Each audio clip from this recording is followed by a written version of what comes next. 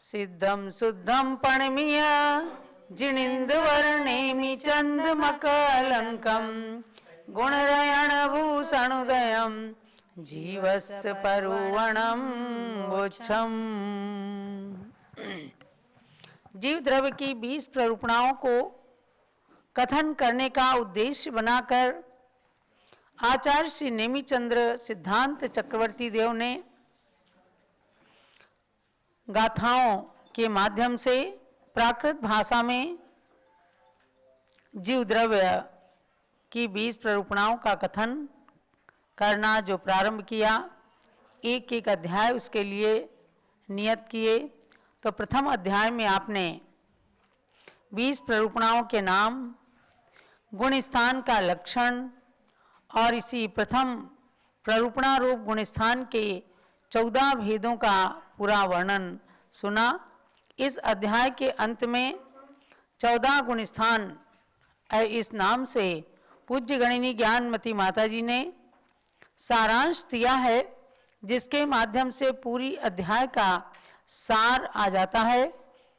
इसके अंदर संक्षेप और योग ये गुणस्थान के पर्यायवाची नाम और विस्तार तथा आदेश ये मार्गणा के पर्यायवाची नामों का वर्णन किया और मोह तथा योग के निमित्त से होने वाले आत्मा के परिणामों का नाम गुणस्थान है और अपने अपने कर्म के उदय से होने वाली मार्गणाएं हैं, ये वर्णन किया। पुनः गुणस्थान का सामान्य लक्षण बता करके 14 भेदों का संक्षेप में वर्णन किया और इसके अंतर्गत छठे गुणस्थान में प्रमाद के 80 भेद बताए हैं। पुनः आगे 14 गुणस्थान तथा 14 गुणस्थानों से अतीत अवस्था, सिद्ध अवस्था का वर्णन करके और इस प्रकरण को संपूर्ण किया है, समापन किया है। जेहि अणेया जीवा नज्जन्ते बहुविहावित जादी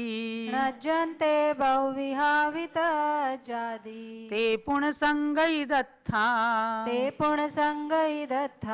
जीव समासाति विण्णया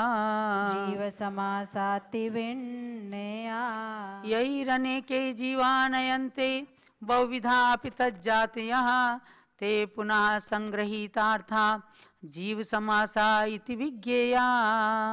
यानी 14 गुणस्थानों के बाद अब इस जीव समास नाम के चैप्टर की शुरुआत हो रही है।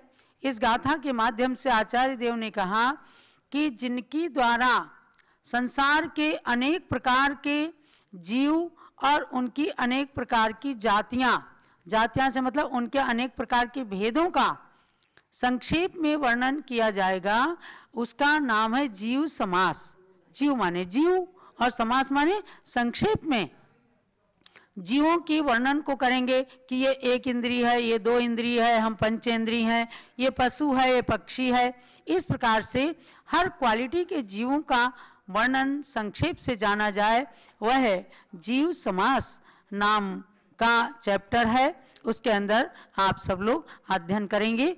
जीव समास का मतलब ही बताया गया कि जिनके द्वारा अनेक जीव और उनके अनेक प्रकार की जातियां यानी उनके प्रकार जाने जाएं, उन धर्मों को अनेक पदार्थों का संग्रह करने वाले होने से जीव समास कहा है। यानी जीवों के भेद जहां संक्षेप में वर्णन किए गए हैं, उस प्ररूपणा का नाम है जीव समास प्ररूपणा। अब हम दूसरी गाथा में आते हैं कि जीव समास के कितने भेद हैं।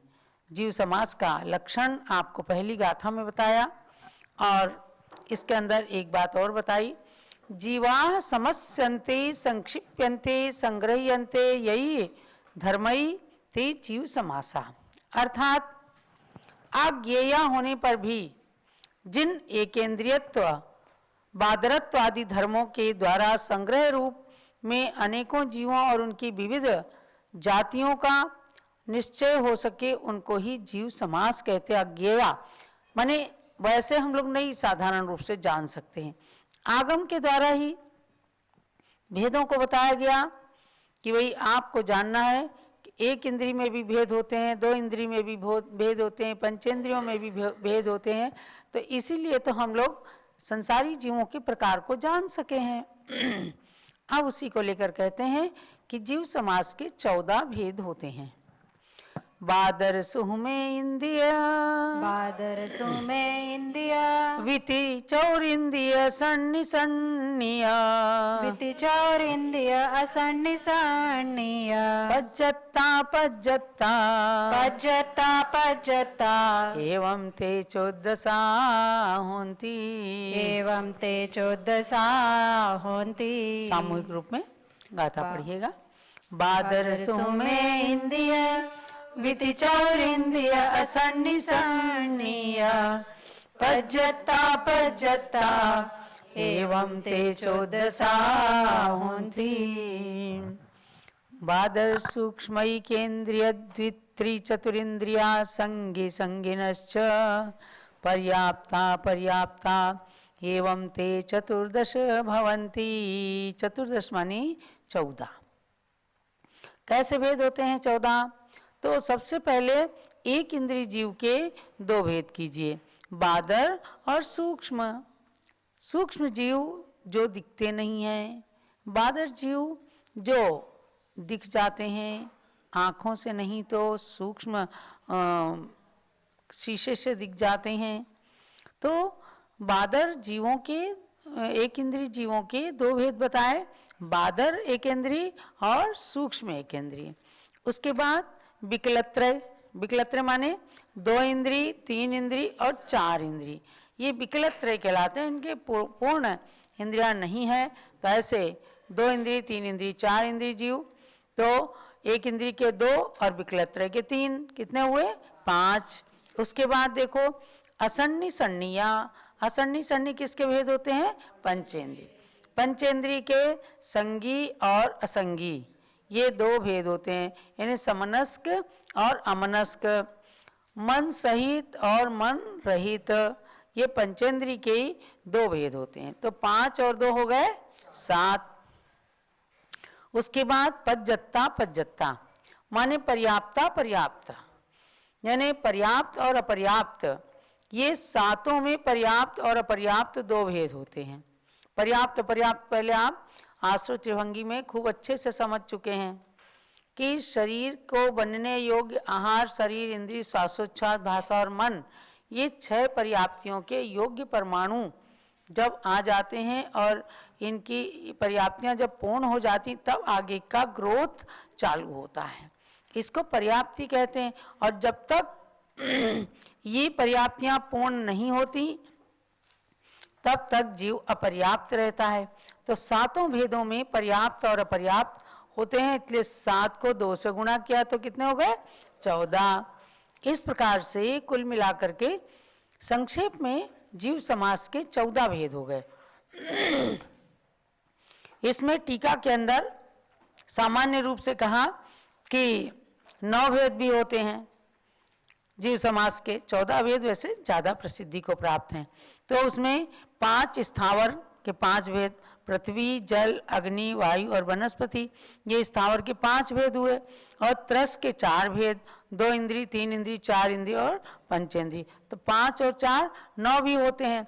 और आप बड़ा वाला गोमट सार उठाएंगे तो उसकी टीका में कई प्रकार से, यानी केवल एक जीव समाज भी है, 2 जीव समाज भी हैं, तो इस प्रकार से विविध भेदों में भी बताया है कि 2 जीव समाज में गुणस्थान और मार्गणा को खाली ले लें, और 9 भेद में 5 स्थावर और 4 त्रस के ले लिया। इस प्रकार से और आगे बहुत सारे 12 भेद भी हैं, पृथ्वी, जल, अग्नि, वायु, नित्य निगोद, इतर निगोद, और प्रत्येक वनस्पति के 2, और उसके बाद त्रस के 2 इंद्रिय, 3 इंद्रिय, 4 इंद्रिय, असंगी पंचेंद्रिय, संगी पंचेंद्रिय, ऐसे ऊपर के 12 में मिलाया 2 और फिर 5, तो 19 भेद भी हो गए जीव समाज के। आपको मैं ज़्यादा डिटेल में नहीं ले जाऊंगी, 57 भेद भी होते हैं। लेकिन यहाँ जो प्रश्न आएगा आपके परीक्षा में, वो जितना गोमट सार में लिखा हुआ है जीवकांड में उतना ही आएगा। तो आपको यहाँ 14 जीव समाज जानने हैं। कितने? 14। कैसे? एक इंद्री के बादर और सूक्ष्म 2 भेद, 2 इंद्री 3 इंद्री 4 इंद्री विकलत्रय, तो 3 भेद हुए विकलत्रय के 3 भेद, तो 3 और 2 5 हुए, और पंचेंद्री के संगी और असंगी 2 भेद हुए 7 हो गए, और सातों में पर्याप्तक और अपर्याप्तक दोनों प्रकार के होते हैं, इसलिए 2 से गुणा करने से 14 जीव समास हो जाते हैं। अब आगे इसमें गाथा नंबर 29 में आकृति योनि के भेद बता रहे हैं। आकृति योनि के भेद मतलब क्या है? योनि, योनि माने जन्म लेने के स्थान को योनि कहते हैं, जन्म लेने के स्थान को योनि कहते हैं। योनि के 2 भेद होते हैं, आकृति योनि और गुण योनि। तो यहाँ आकृति योनि के भेद बता रहे हैं, क्योंकि जीव समास का प्रकरण चल रहा है। प्रत्येक जीव किस प्रकार उत्पन्न होते हैं, कैसे जन्म लेते हैं, कैसे संसार में आते हैं, तो वही जन्म लेने के स्थान को योनि कहा है। तो आकृति योनि कि किस योनि से कौन जन्म लेते हैं, उनके आकार क्या हैं, उसको बताते हैं। शंखावत जोणी, शंखावत जोणी, कुम्मुन्नय वंश पत जोणीय, कुम्मुन्नय वंश पत जोणीय, तथय शंखावत्ते, तथय शंखावत्ते, नियमादु विभज्यते गभ्भो, नियमादु विभज्यते गभ्भो। सामूहिक रूप में गाथा पढ़िएगा। शंखावत जोणी, कुम्मुन्नय वंश पत जोणीय, तथय शंखावत्ते, नियमादु विभज्यते गभ्भो। यानी कि आकृति योनि के 3 भेद हैं। शंखावत्ते जोनि, शंखावर्तक योनि ही कूर्मोन्नत वंशपत्र योनि च, तत्र च शंखावर्ते नियमात्तु विवर्जते गर्भा। शंखावर्त योनि, कूर्मोन्नत योनि और वंशपत्र योनि, इस प्रकार से इन जन्म लेने के 3 स्थान रूप योनियों के 3 भेद होते हैं। उसमें कहा कि शंखावर्त योनि माने इसमें शंखावर्त योनि जो है उसमें नियम से गर्भ वर्जित है, यानी इनके गर्भ नहीं रहता, तो जन्म ये नहीं दे सकती हैं। कहते हैं कि चक्रवर्ती की पट्ट रानी की शंखावर्त योनि होती है, तो आप ये जानना कि चक्रवर्ती की 96,000 रानियों में जो पट्ट रानी होती हैं वे किसी संतान को जन्म नहीं देती हैं। तो इस प्रकार से शंखावर्त योनि के लिए वर्जित किया है। तो शंखावर्त योनि का मतलब बताया है कि जिसके अंदर शंख के समान चक्र पड़े हों उसको शंखावर्त योनि कहते हैं। और कूर्मोन्नत योनि माने, कूर्म माने होता कछुआ, कछुए की पीठ की तरह उठी हुई हो जो उसको कूर्मोन्नत योनि कहते हैं। और जो बांस के पत्ते के समान लंबी हो उसे वंशपत्र योनि कहते हैं। ये 3 तरह की आकार योनि है। इनमें से पहली जो शंखावर्त योनि है उसमें नियम से गर्भ नहीं रहता। ये कुछ नियम ही होते हैं। तो कर्णान योग के इस ग्रंथ के माध्यम से आपको जीव समास का जो वर्णन बताया जा रहा है, अभी इसमें आगे और आएंगे कि समूर्छन जन्म वगैरह, लेकिन यहाँ पर सबसे पहले जन्म लेने के स्थान स्वरूप योनि के 3 भेद कर दिए। तो अब ये सब भेद आपको ध्यान में रखना है। और उसके पश्चात आपको आगे जन्म लेने के स्थान के मनुष्य, आज के जो मनुष्य हैं वे किस प्रकार से जन्म लेते हैं और उनकी कौन सी योनि से उनका जन्म हुआ करता है, ये जानने के लिए आपको कल की क्लास में भाग लेना है।